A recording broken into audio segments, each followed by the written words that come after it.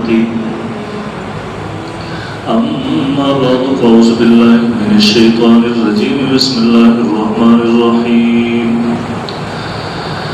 ومن يؤت الحكمة فقد أوتي خيرا كثيرا وما يذكر إلا أولو الألباب وعن معاوية رضي الله عنه قال قال رسول الله صلى الله عليه وسلم من يرد الله به خيرا يفقهه في الدين اللهم صل على محمد عبدك ورسولك وصل على المؤمنين والمؤمنات والمسلمين والمسلمات انتهي محترم مسلمان منگرتاسو الحمدللہ مسلمانان یو امون د دین اسلام منون کیو مونږ د ژوند او زندګۍ د حل لپاره کوم چې دینی او شرعي مسائل مونږ ته پیښیږي الله رب الجلال د هغې لپاره مونږ تاسو ته قرآن مجید را لېږلی دی او رسول الله صلی الله علیه وسلم بیا د هغې لپاره الله رب الجلال تفسیر را لېږلی دی قرآن او حدیث دا الله رب الجلال مونږ او تاسو ته د ژوند تېرولو دستور را لېږلی دی د دې وجې نه رسول الله صلی الله علیه وسلم فرمایي ترکت فیکم امرین زه تاسو کې دوه څیزونه پرېږدم تاسو به تر هغه وخته پورې ګمراه نه شئ تر څو پورې چې دا تاسو په دې باندې کلکې منګولې لګولي او دغه راټینګ کړي په دې کې محترمو خیال ساتئ به حدیث د نبی علیہ الصلوۃ والسلام په یو حدیث باندې انسان چې عمل کوي دا عمل کولو لپاره درې خبرې ضروري دي اول نمبر چې په کوم آیات حدیث باندې عمل کوو آیا واقعي دا د نبی علیہ الصلوۃ والسلام حدیث دی او کنه دی دویم نمبر د حدیث کوم مطلب چې زه اخلم آیا د دې حدیث همدا مطلب دی او کنه دی زه خپل فهم او د ذهن مطابق د دې مطلب اخلم باندې باندې عمل کو کنه واقعي د رسول الله صلی الله علیه وسلم د حدیث مطلب همدا دی او دریم نمبر کله کله په حدیثو کې ظاهرا تعارض راشي ټکراو راشي یو حدیث کې یو خبره راغلي بل حدیث کې بل خبره راغلي نو دغه تعارض د فکرول وسه په دې عمل وکم که په دې عمل وکم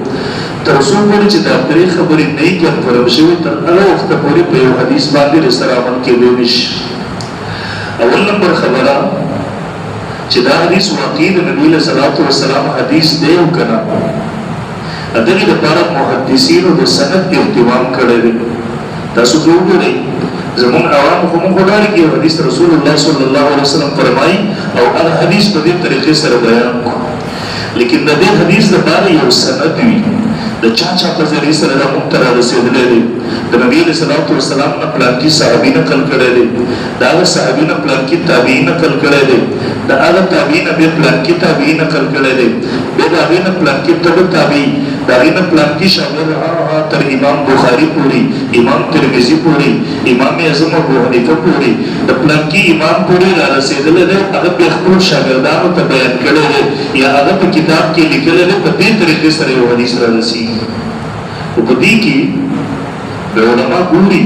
یو صحابه کرام دغه ټول عادلان دي په صحابو کې بحث نشته د صحابو نه لاندې خلک چې دی کوم دي په دې کې بیا موږ ګورو چې یو راوي دی به عادل وي دی به ضابط وي د عدل لپاره موږ خپلو طالبانو ته د پنځه خبرې واورو تفصیلات زه دلته نه کوم شاید تاسو باندې پوه نه شئ د ضبط لپاره بیا موږ پنځه خبرې وایو د عدل لپاره مثلا مونږ اول نمبر دا وایو چېرته په ده باندې د راوي دروغجن خو نه و مونږ وایو کذاب خو نه و دا سخته جرحه ده که په یو راوي باندې دا ثابت دی چې د کله دروغ ویل په حدیثو کې پوره ژوند او زندګي له دا حدیث بیا نشي په قبلېدی اعتبار نه وي هغه حدیث نه چې کوم دی دی نقل کوي یا موږ ورته دویم اصطلاح متهم بالکذب خو نه دی یعنی که یو کس په عامو خبرو کې دروغ ویلی وي نو دا ممکن شته کېدای شي په حدیثو کې دروغ ووایي په حدیثو کې به دروغ ویل نه دي ثابت په عامو خبرو کې به دروغ ویل ثابت دي د دغه سراوي حدیث هغه حدیث هم د دغه سراوي نشي قبلېدی کېدای شي په حدیث کې هم دروغ ووایي او بیا موږ هغې کې وایو چې دا راوي به په فسق و فجور کې به نه مبتلا، په فسق کا لوی ګناهونه به نه کوي، په وړو ګناهونو باندې به اصرار نه کوي او خلاف مروت کار به نه کوي. دومره سخت شرایط هغې ته کېږي. خلاف مروت څه شی دی؟ بس مثلا په لاره باندې ته روان وې، هلته چولې خرڅېږي، نو که یو څوک دلته کېناستو دا چولې وخوړې جایز دی، څه ګناه په دغې کې نشته دی. لیکن د حدیثو راوي، د حدیثو طالب، د حدیثو عالم هغې باندې پابندي کوي چې ته به په دې ځای کې نه کښېنې، دا خوراک به نه کوې، ځکه دا د مروت نه خلاف دی. که دغسې یو کس په لاره کښېني، په هوټلو کې خوراکونه کوي، په دا لارو باندې دغسې راوي حدیث به نشي کولی. حتی که یو جایز کار کوي، یو څوک چرګان ساتي، کوترې ساتي، نو هسې شرط دی د شریعت په حدودو کې دننه یو جایز کار دی. لیکن که یو راوي یو کس دا کارونه کړي په دغه زمانه کې، کتابونو د حدیثو کې په جرح او تعدیل په هغه باندې جرح کېږي. یو راوي راځي په حدیثو کې، بل تېر ورځ کې ما طالبانو ته سبق وایو، نو تذکرة الحفاظ مې راوړله، طالبانو ته مې هغه راوي ښودل، په هغه باندې جرح شوې وه. جرح شو کان یلعب بالطیب، بنګیان به لوبول، بنګیان به ساتل. نو په هغې حدیث د هغه روایت رد کړی شو، ولې د چرګان ساتي؟ نو ته خو د حدیثو راوي یم، دغسې کارونه غیر سنجیده ولیکې. نو دا کړي کړي سخت شرایط دي.